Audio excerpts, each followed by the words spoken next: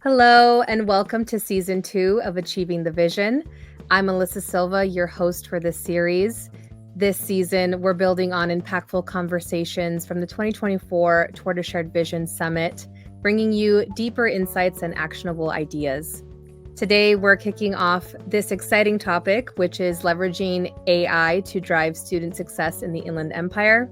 And joining us today for this discussion is Charles Ansell, Vice President for Research, Policy, and Advocacy at Complete College America. Thank you for being here, Charles, and sharing your expertise with us today. Oh, thank you for having me. Yeah, so before we dive into today's topic, I'd like for you to share a little bit about, your background and your work at Complete College America, so our audience can get to know you a little bit better. Yeah, sounds great. So my background's actually in work directly with colleges, at colleges. I've been at Complete College America for 4 years, but before that, I was the Chief Operating Officer for the Community College System of New Hampshire, where I oversaw student success and finance, but I also oversaw information technology, and that's my academic background. And before that, I led student success at the city colleges of Chicago. And that's where I'm from. I got my start actually at the City College of Chicago at Malcolm X College, where I was fixing computers. Very cool. Thank you for that introduction. So without further ado, I'd like to hand the floor over to you and have you take it away. Awesome. Well, thank you very much again for giving me this opportunity to go over this topic. And I want to say, as I do so, I highly recommend the in-person GIA Toward a Shared Vision conference. And I shared these slides in a very discussion-oriented way. And I'm building into my remarks here as best I can, reflections from that group as we pursue this. And this topic is really about very practical use of artificial intelligence and how it can be used to, on the one hand, promote really strong academics and academic programming, so students are ready for the workforce of 2025 and beyond, but also for safeguarding a superior student experience and bringing it into the advising office and the classroom and elsewhere. So I'm going to start, the first half will be very high level about Complete College America's work here, and then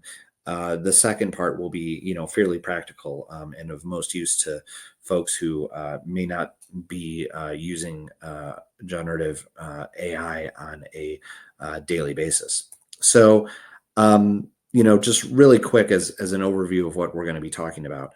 I mentioned that I'll be going through high level what CCA has done here, and that's covered in these first two bullets here. Looking at our work in AI broadly, and then in our AI Equity Council more specifically, before going into the next four bullets, which really get into how you use it at work, what are some best prompt engineering practices, and what are some sample areas to which they could apply, and then what are some resources that have certainly helped me on a personal level as you continue on your AI journey. Just a little bit about Complete College America. If you as you're seeing this slide, I would just recommend typing Complete College America into Google and pulling this up. And if you're not already signed up to receive our publications and resources and such, they're all free. We're not for profit. We're philanthropically backed. And, we do this work to improve graduation rates in an inclusive manner as dramatically and quickly as we can with colleges who serve students who would most benefit from the economic mobility and ongoing educational value that higher education confers. And as I say all that, I realize I won't waste your time if I've already kind of covered what's on this slide as well as the next one. In terms of our mission to dramatically increase those graduation rates and to do so in a way that doesn't leave students or colleges that are very often left behind in field-facing higher education movements. Okay, AI. We came out with two publications in November of 2023. Again, I would recommend the URL here. Just Google Complete College America Attainment with AI or the AI Divide for either publication. Attainment with AI was essentially a 100-page document where we put in a lot of use cases and sample prompts that could best support student success efforts across what we call our pillars of student success reform, making sure students have strong purpose, that they have a structured academic plan and schedule to achieve their academic purpose, that they have momentum to college completion in terms of taking readiness coursework alongside credit-bearing coursework if they're determined to have any remedial needs in English or math, that they're taking enough credits to graduate on time, and that we divorce learning from time through dual enrollment practices where you get college credit while in high school, as well as credit for competency if you're a worker, and you should get credit for what you already know. And then our final of the 4 pillars, so the first 3 being purpose, structure, momentum, and then support, advising support, financial aid support, academic support, basic needs support. All of the Attainment with AI document really goes into ways that AI can turbocharge those sorts of reform efforts, whereas the AI divide is speaking to the not just the potential, but the perils of AI for exacerbating the digital divide. And I'll get into that by describing how that document really actually came to life in a full-on policy platform and in an AI Equity Council. So the AI Equity Council, as you can see here, it includes many different types of colleges and universities and many different stakeholder groups, for lack of a non-jargony way of putting it, within those colleges and universities. So we have, students, faculty, presidents, a deputy commissioner of a state agency, and we're representing TCUs, PBCCs, PBIs, HBCUs, ANAPESIs, and HSIs. And our work here is making sure that we meet the challenges of a rapidly changing field, because without intervention, not only would AI potentially emphasize policies that promote inequity, such as a single-minded focus around, data access and punishment for supposed cheating and using AI and these sorts of practices that don't actually bolster college completion, but also perpetuating continued under-resourcing of community colleges and minority-serving institutions specifically. We don't want to see some colleges that have more resources embedding AI competencies into their academic programs, which of course is fine, but we don't want to see that while at the same time we don't see the similar sort of embedment of needed competencies that are emerging in the workforce in colleges that historically receive fewer funds, and we know that receipt of fewer funds is correlated with an innovation gap in curriculum. So our work has been about spotlighting leaders who have done the opposite, have been able to make change with existing funds, as well as advocate for more funds to be able to use technology, not just in the classroom, but in the curriculum, to make sure that we're ready for the workforce of tomorrow, that they use it in a way that bolsters existing frameworks for student success, in addition to providing new thought, and that we are, as we're doing that, synthesizing everything that's emerging into some field-facing work that can transform graduation rates in kind of a broad sense. So that's what we've been doing at the federal level, at the SHIEL level, with accrediting bodies. And so all of that kind of forms a backdrop for where we've also been pushing the tech marketplace, right? So making sure that, to the first bullet here, that while we know AI has potential to improve student success and close gaps, we want to make sure that to do that, that vendors are looking at 5 different areas that we have here: smart academic planning, career alignment, and competency tracking, strategic decision support, personalized or tailored academic content, and then finally, really strong AI-powered student success coaching that allows for the more transactional aspects of advising conversation to be superseded by really rich advice.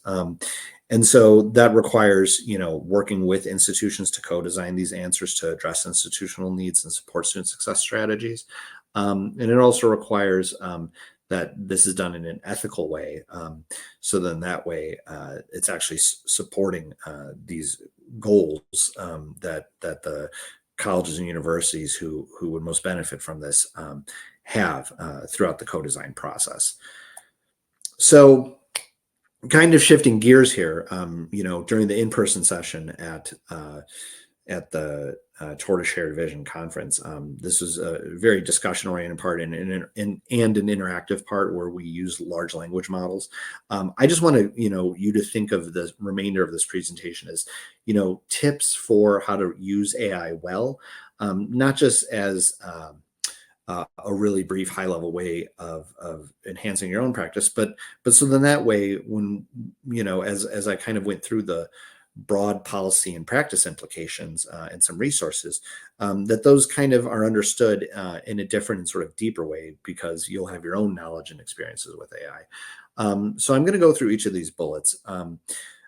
So the first is, making sure that you think of AI as a person. I do think it's worth anthropomorphizing this. I know that many folks are hesitant to do that, but I don't see a more effective way of interacting with AI. And to remember that it's not as good as you, right? That you can think of it as, an assistant or something. Thinking of it as a tool you can use that can do something that can be done at a certain percentage as well as you can do it. And I would say, if you've already experimented with using generative AI, you've very likely been using these large language models, right? Like ChatGPT or Claude or Google Gemini. I want to note two things here. One, using those models themselves is usually better. Not always. It's very important to, if you're introducing a AI enterprise implementation at your college or university, that there's strong data privacy safeguards, and sometimes that's best placed in a bespoke tool. But it's good even in those bespoke tools to make sure that they're maybe built off one of these large language models, because as they change and that highway of technology becomes faster and smoother, you don't want to be repaving some other tool that's not integrated with the large language models that are innovating faster than all. Paid models far superior to free versions. I know a lot of folks use ChatGPT as a free version, or same with Claude. And the amount of data that the paid versions work on are sometimes, hundreds or thousands of multiples more robust than the free versions. And so you really notice a really stark difference in quality. I put here that getting comfortable may require at least 10 hours to get good at it, because prompting is a skill. And, like any skill requires practice. I'll say that the 10 hours is, it's a little arbitrary, just like Malcolm Gladwell's 10,000 hours is kind of arbitrary. There's no real science behind it, but it's from my personal experience, as well as from a link. I put a link to a podcast where there's an interview with an AI expert named Ethan Malik. And I found that the 10-hour imperative that he mentioned certainly resonated. And then finally, not only is it good to think of AI as a next best person, but I tend to also think of it as a creative partner. Which, what do I mean when I say a prosthesis for thinking? Ethan Malik has compared AI to the only other thing that's enhanced his creative output that's like that is caffeine, right? The idea being that when you're hitting a block, whether that's like a writer's block or just an energy lull, this sort of thing, these sorts of large language models and AI can be very helpful in pushing through. So, I say here to prioritize work that AI is good at automating. So work that's annoying or tedious or time consuming, that could be, I'll give higher ed examples later. So I'll say for now, I've used this to, get through summaries of documents and, writing, intro or concluding paragraphs to my own documents. I put on the second bullet that the emphasis on the work should be less on accuracy. And, for this slide, I made this picture here using ChatGPT and their image generator over at OpenAI, which is the platform behind ChatGPT. And I saw how inaccurate and crazy this picture was. And so I thought I'd keep it in to kind of illustrate the point that it's really more about, using this sort of tool for things that are, that don't put a high primacy on accuracy, but do on relational. I'll tell you one personal way that I've used it is one of my sons is very into Harry Potter and audiobooks. So I use ChatGPT to write in the style of, some of his favorite authors, but I made him a protagonist and I brought in his favorite basketball team and I wrote a book chapter by chapter. It's like 90,000 words. It took me about 7 hours and then I could record it as an audiobook. Like accuracy was not of primary concern there. But the sort of strong content that was useful at a high volume was. I don't use it to actually outline the chapters. That's my own creative spark. And that kind of goes to the third bullet about making sure that you don't use AI as an anchor for creativity. But that rather you can kind of think of it more as an editor than as a writer. So 5 quick tips. I'm going to do this slide really quick. First, like give it a persona. So I kind of gave that example with my son. I said, you are, choose your author. But, you could say you are a grant writer. You are, a speech writer. And you might want to choose a specific speech writer. I've written speeches where I say you are, John Lovett, who is a speechwriter in the Obama era, and it kind of, that helps the AI adopt a certain style. It's always good to ask questions at the end before you're done. So give it a prompt like, okay, you're writing the speech. It's for Growing Inland Achievement toward a Shared Vision Conference. I'm going to need to talk about the use of artificial intelligence. Before you start writing this with me, please ask me any questions that you may have. And usually I'll prompt back with 7 to 10 questions like, who's in the audience? How long do you have? This sort of stuff, things that you might not have thought about. Give discrete step-by-step instructions and examples. I think that's fairly self-explanatory. And then finally, pick up separate conversations instead of converging all your threads. So when you have these paid versions, you're able to have different, I could have a conversation in Claude, which is my personal preference, about, say, writing a speech for, the Toward a Shared Vision Summit. And then I'll have something totally separate and not mixed with, writing my son's audiobook, right? And then that way I can always pick it up wherever I left off, over the course of months. Okay, just a few quick areas before we wrap up. I think that these are the sorts of areas that we're looking at Complete College America in terms of using this in the higher education environment to, I'll go left to right, personalizing the college experience to align with career aspirations. You can draft student-friendly text, including a front end with students. Honestly, this is where we're seeing most tech vendor use cases. The second bullet is where we'd like to see a lot more, right? Creating clear adaptive pathways to degrees and valuable credentials. So pulling catalog information, uploading a catalog and giving a series of prompts to create really strong semester by semester academic plans, and maybe even bringing the syllabi for matching SLOs for transfer purposes. That's a project that's going on in several states at once. You can do that similarly in that third area, but just, make it more for the high school environment. And then finally, proactively identify and address barriers to academic achievement by analyzing all your policy documents for barriers to student success. And you can use certain frameworks such as from the Community College Research Center or Complete College America or MDRC to analyze your policy documents.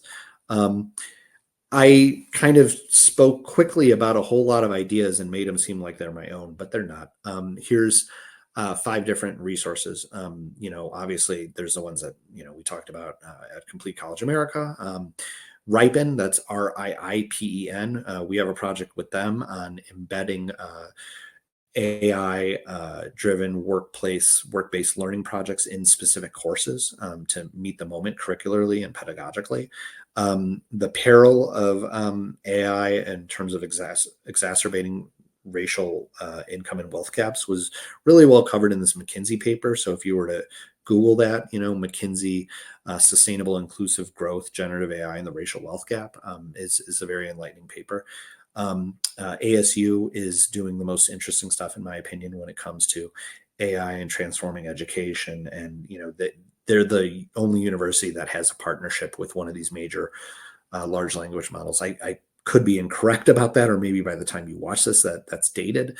But they have a partnership with OpenAI, which is the company behind ChatGPT. And then finally, Ethan Malik, One Useful Thing. A lot of my tips come from there. So hope this is helpful. You can email me, Charles Ansell, Ansell. So that's C Ansell, so almost cancel if that were one word, at completecollege.org if you would like to talk with me directly about any of this. And, I really appreciate your time watching this. And again, I strongly encourage you to reach out to me, as well as to, attend the GIA conference in person. It's really great.